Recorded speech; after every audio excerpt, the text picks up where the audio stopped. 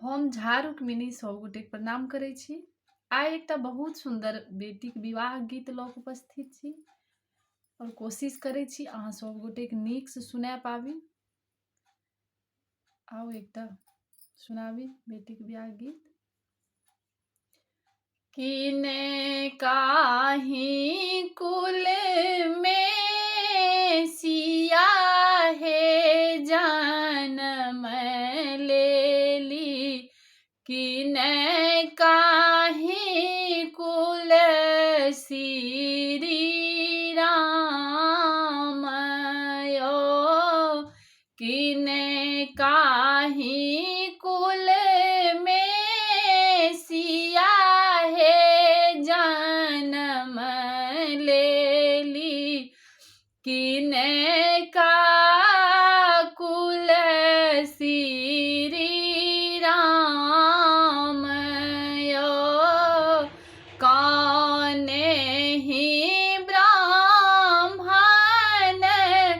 पोथिया उचारल, राम सीता के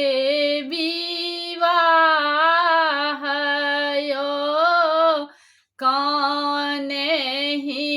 ब्राह्मण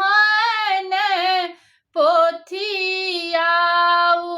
उचारल, राम सिया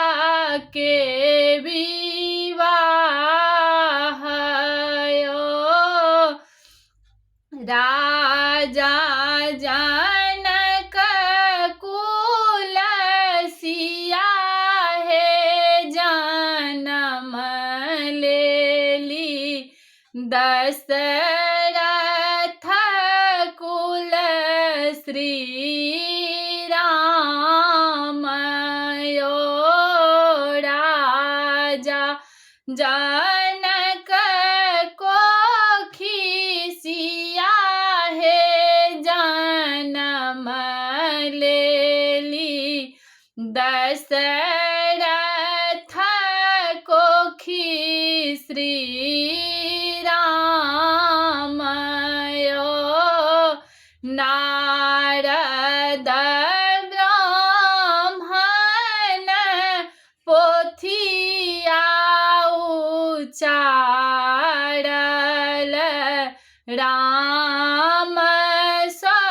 सिया के विवाह यो,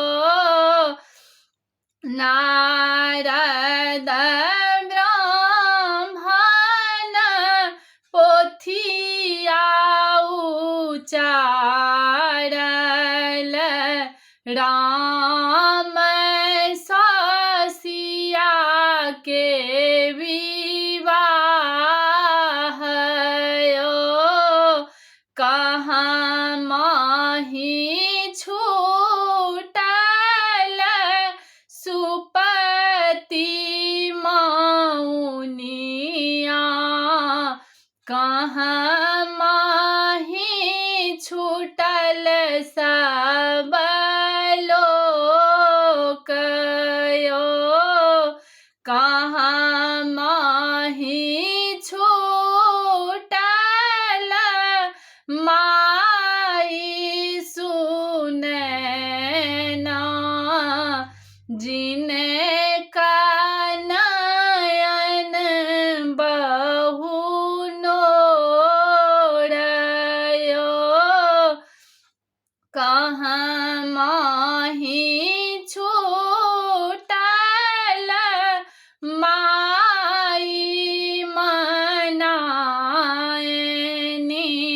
जिनका नयन बहु